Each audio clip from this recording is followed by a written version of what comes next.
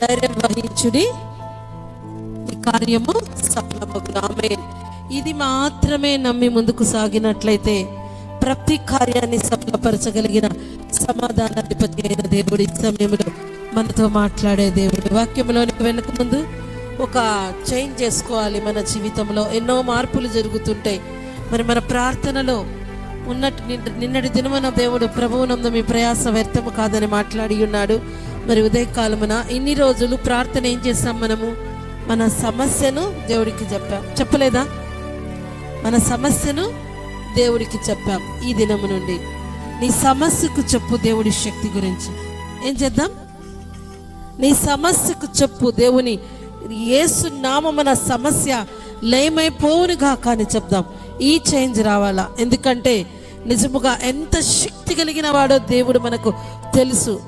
ఆత్మీయ అనుభవములో దినములు గడిచే లోపల ఇంకా ఇంకా ఇంకా ఆత్మ ఫలాలు మనం అనుభవించి ఆశ్చర్యకరుడైన దేవుని యొక్క శక్తిని పొందుకోవాలి అంటే చెప్తా ఉన్నాం, ప్రభా ఈ సమస్య తీసే, ప్రభా ఈ కష్టాన్ని తీసే, ప్రభా ఈ సహాయాన్ని చేయి అని అడిగిన మనము, దత్తపుత్రాత్మను పొందుకున్న మనము ఆ దయామయుడైన దేవుని వారసులుగా ఎంతటిదైనా సరే నీ సమస్యకే చెప్పు దేవుడి గురించి. ఆ అనుభవంలోనికి మనం వెళ్దామా? ఎవరు మార్చుకో. ఈ యొక్క మాటను అంగీకరించి చెప్పి చూడండి, నీ జీవితంలో కార్యాలు ఏ రీతిగా పొందుకుంటారో చూద్దాం. ప్రభువు సాక్షి బిడ్డలుగా ముందుకు సాగుదాం. మరి ఒక్కసారి ఆ మాటను చదువుదాం. ఈ నెల దేవుడిచ్చిన వాగ్దానము. ఆమేన్. మీరు కాగా అని ఉంటుంది అక్కడ చదివినట్లయితే, కాగా 2వ దినవృత్తాంతముల గ్రంథము 15వ అధ్యాయము చదవండి, 7వ వచనం.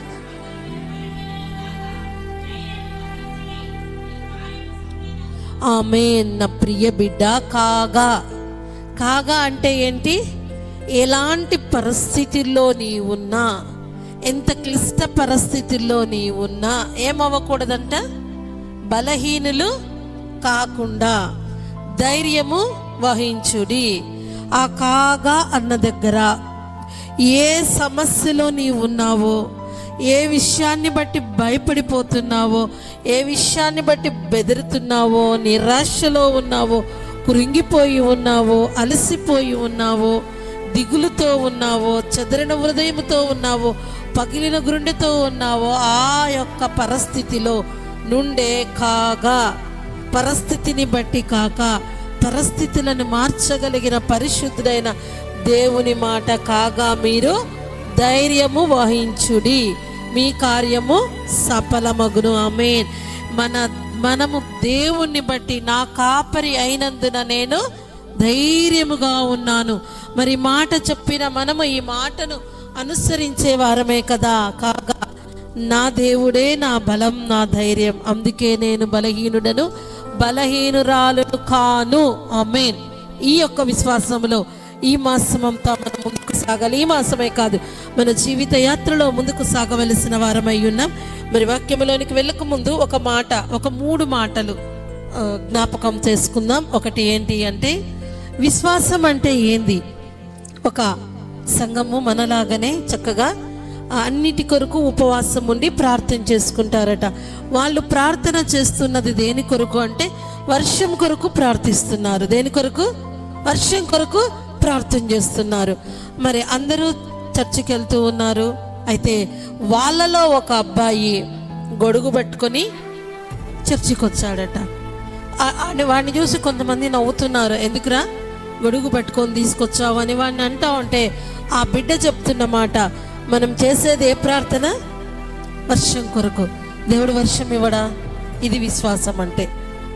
విశ్వాసం అంటే ఏంది అంటే, ఈ వాగ్దాన సందేశ కూడికకు వచ్చిన నీవు నమ్మవలసింది ఏంటి అంటే, వాగ్దానము నా పట్ల దేవుడు నెరవేరుస్తాడు. ఆ అబ్బాయికి ఉన్న విశ్వాసము నీలో ఉన్నట్లయితే వాగ్దానమునిచ్చి నెరవేర్చు దేవుడు. వాత్సల్యపూర్ణుడైన దేవుడు. ప్రియ బిడ్డ, బలహీనుడివి కాక ధైర్యం వహించు, నీ కార్యము సఫలము చేస్తానంటున్నాడు. నీవు నాకు అదివు ఇదివు నీ పని చేస్తానే మనుషులు ఉన్నారు, కానీ నువ్వు బలహీనపడకుండా బలంగా ఉండు, ధైర్యంగా ఉండు ప్రియ బిడ్డ, నీ కార్యము సఫలము చేస్తానని మాట చెప్పగలిగిన దేవుడు, మహోన్నతుడైన దేవుడు ఒక్కడు మాత్రమే. ఆమేన్. రెండవది ధైర్యం ఏందో తెలుసా? ఒక చిన్న బిడ్డను తండ్రి పైకి ఎగరేస్తాడు. చిన్న పిల్లల్ని పైకి ఎగిరేయమా? పైకి ఎగిరితే ఏడవాలి కదా, భయంతో ఏడవాలా లేదా? కానీ ఏడుస్తారా, నవ్వుతాడా బిడ్డ? నవ్వుతాడు. కారణం ఏంటి? నన్ను ఎగిరేసిన వాడు, నా కొరకు చేయి చాచిన వాడెవరు? నా తండ్రి. ఈ ధైర్యంతో మనం బ్రతకలేమా? ఈ లోకంలో ఉన్న తండ్రి బిడ్డను పైకి ఎగిరేసేది ఎందుకు? ఆ బిడ్డ ఎగరటాన్ని చూసి ముచ్చటించేందుకు, సంతోషించేటందుకు పైకి ఎగిరేస్తే. వాడంతటా వాడు ఎగిరితే కింద పడిపోతాడు. కింద పడిపోడా? తండ్రి చేతిలో నుండి ఎగిరివేయబడిన బిడ్డ బేసిక్గా ఏడవాలా, వాడు నవ్వుతాడు. మరి ఈ దినమున ఆ బిడ్డ నవ్వినట్టుగా దేవుని యొక్క చేతులలో, దేవాది దేవుని యొక్క బలిష్టమైన రెక్కల కింద భద్రపరచబడి ఉన్న మనము పైకి ఎగరడానికి, పై ఉన్నత స్థానంలో మనము ఉండడానికి అనేక రకాలైన ట్రైనింగ్స్, అనేక రకాలైన దారిలో దేవుడు మనను నడిపినప్పుడు నీ సమస్యను బట్టి ఏడవక, అంటే భక్తిగా యథార్థంగా ఉండి కానీ ప్రభువులో జీవిస్తున్న ఏమైనా సమస్యలు వస్తున్నా దానిని బట్టి ఏడవక నవ్వగలగాలి. ఎందుకంటే ఈ యొక్క పరిస్థితి, ఈ అవమానానికి ప్రతిగా నా దేవుడు రెట్టింపు ఘనతనిస్తాడు. అది నమ్మగలగాలి. ఈ దుఃఖమునకు ప్రతిగా నాకు ఉల్లాస వస్త్రాన్ని దేవుడు ధరింపచేస్తాడు. నా నిందకు ప్రతిగా దీవెనను నా దేవుడు దయచేస్తాడు. ఎందుకు అంటే మనం గొప్పవారమని కాదు, కానీ గొప్ప దేవుని యొక్క బిడ్డలుగా ఆయన హస్తంలో ఉన్నాము కాబట్టి. ఇక మూడవ మాట, మన నిరీక్షణ ఏంటి? మన నిరీక్షణ దేవుడు మన పట్ల కార్యం చేస్తాడు అని. ఉదయం నెక్స్ట్ డే చూస్తారో లేదో తెలియదు, కానీ ఏం పెట్టుకున్నాం ఈరోజు? ఏం పెట్టుకొని లేసాం? అలారం పెట్టుకోలేదా? అలారం పెట్టుకున్నాం. మన విశ్వాసం ఏంటి? రేపటి దినమున మనము ఉదయమున లేచి ప్రభు సన్నిధానానికి, వాగ్దాన సందేశానికి వెళుతాము అన్న విశ్వాసముతో మన మొబైల్లో ఏం పెట్టుకున్నాం? అలారం పెట్టుకున్నాం. మరి అలాంటి విశ్వాసముని జీవితంలో కలిగి ఉండాలి. నా దేవుడు నా పట్ల కార్యము చెయ్యగలడు, వాగ్దానము నెరవేర్చగలడు, వాగ్దానమునిచ్చి నెరవేర్చే దేవుడు నా దేవుడు. ఈ మూడు అనుభవాలు కలిగి నీవు ఈ మాసములో ముందుకు కొనసాగినట్లయితే ఏ పరిస్థితిలో అధైర్యపడక ధైర్యముగా ముందుకు కొనసాగగలవు. బైబిల్ గ్రంథములో ఒక వ్యక్తిని మనం ఈ సమయంలో జ్ఞాపకం చేసుకుందాం. ఒక అధ్యాయములో ఉన్న మాట మరొక అధ్యాయములోనికి వచ్చే లోపల అతను మరచిపోయిన విధానాన్ని బట్టి ఇబ్బందికరమైన పరిస్థితులు ఎదుర్కొన్నాడు. చూద్దాం. ఆదికాండము 15వ అధ్యాయము 2వ వచనాన్ని మొదటగా చదువుదాం.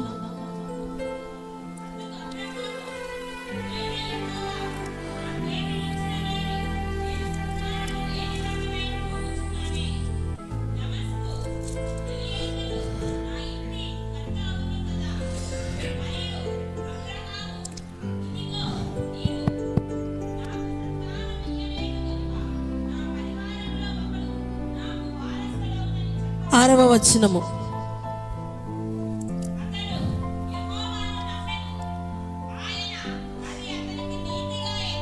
ఆమేన్. అతడు యెహోవాను నమ్మెను, ఆయన అది అతనికి నీతిగా ఎంచెను. ఆమేన్.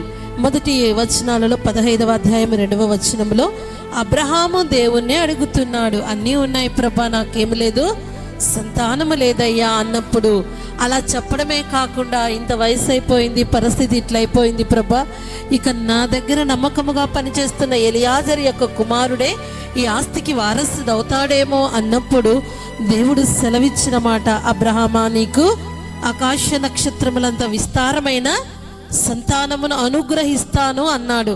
అది నమ్మాడా లేదా? అబ్రహాం 6వ వచనానికి వచ్చే లోపల అతడు యెహోవాను నమ్మెను. ఆమేన్. ఏం చేశాడు అబ్రహాము? నమ్మాడు కదా. ఈ దినమున నీవు నమ్ముతున్నావా? దేవుడు నా పట్ల కార్యం చేస్తాడు. నా దేవుడు బలహీనులు కాక ధైర్యం వహించమన్నాడు. నేను బలహీనుడను, బలహీనురాలను కాను. నా పట్ల కృప చూపే దేవుడు నాకున్నాడని నమ్ముతున్నాము కదా. అబ్రహాము దేవుని నమ్మాడు, అది అతనికి నీతిగా ఎంచబడింది. అయితే 16వ అధ్యాయం 2వ వచనాన్ని ఇప్పుడు చదువుదాం.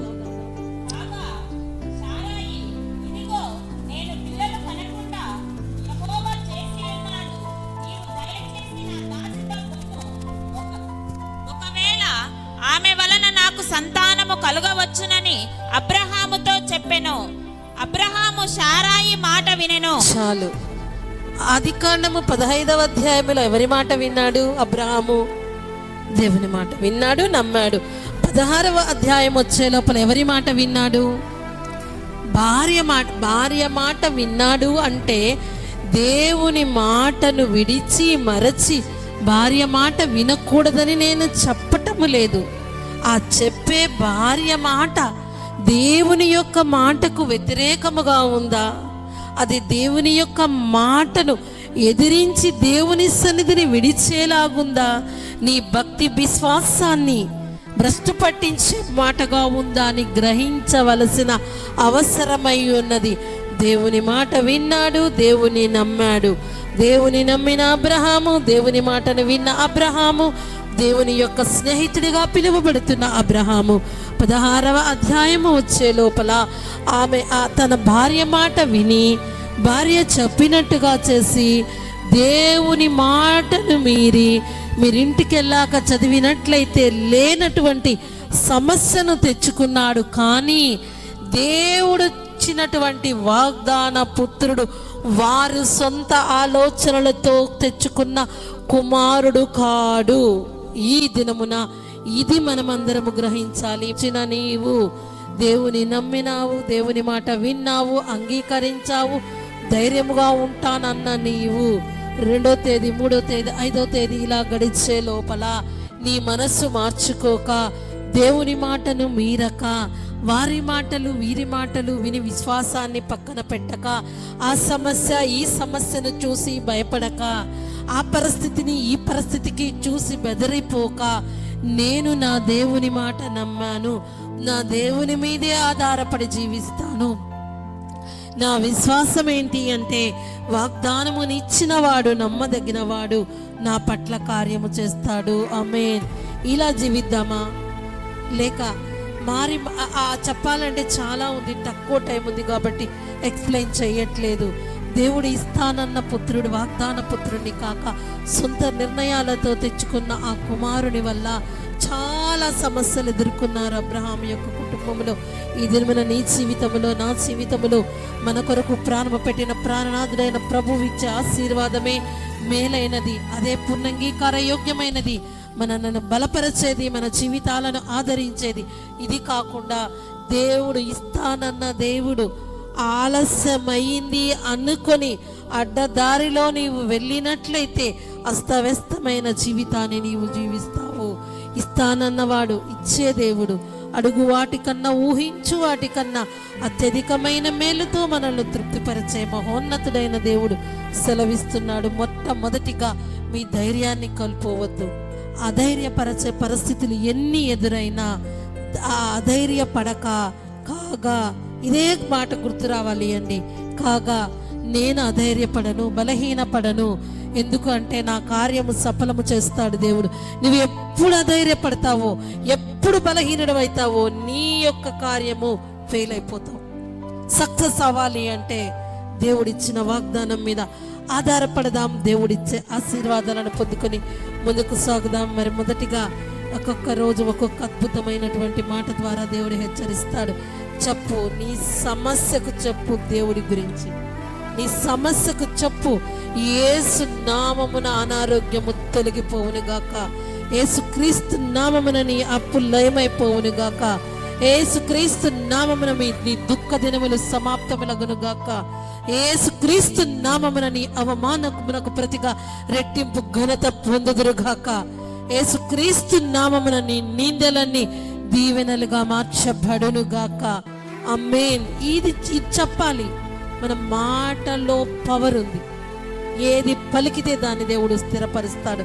అన్ఫిట్ మాటలు ఎవరు పలకకండి, కాదు, కూడదు. ఇవి పలికితే అదే నీ జీవితంలో ప్రాప్తిస్తుంది. అధైర్యపడే మాటలు నీ దరిదాపుల్లోకి రాకూడదు. అవి వచ్చాయి అంటే దేవుని మాటకు నీవు విలువ ఇవ్వటము లేదని. భక్తి అంటే ఏదో కాదండి, దేవుడి మాట వినటమే భక్తి. మనం ఏమైనా తీసుకొచ్చామా మార్నింగ్ దేవుని సన్నిధికి? మనం విరిగి నలిగిన హృదయాన్ని ప్రభు సన్నిధిలో సమర్పిస్తున్నా. మన తండ్రి అండి, మన తండ్రి నీవు నా దేవుడవు, నీవే నా తండ్రివి అని ప్రార్థన చేస్తాం కదా. తండ్రి దగ్గరికి పిల్లలుగా మనం ఏం తీసుకెళ్ళట్లేదు, కానీ పిల్లలైన మన దగ్గరికి మార్చి మాసపు ఉదయకాలం మన దేవుడు తీసుకొచ్చిన శ్రేష్టమైన ఆశీర్వాదము. నా ప్రియ బిడ్డ, బలహీనం కాకుండా ధైర్యము గుండు, నీ కార్యము సఫలపరుస్తానని సెలవిచ్చిన ఆ సమాధానాధిపతి అయిన ఆయన బిడ్డలుగా మనము ధైర్యంగా ఉంటే మన కార్యాలు సఫలమవుతాయి. అది ఎట్లాంటి పరిస్థితి కానీ కార్యము సఫలము చేసే కరుణామయుడైన దేవుడు మన పక్షంగా ఉన్నాడు. కళ్ళు మూసుకొని తీర్మానం చేసుకో.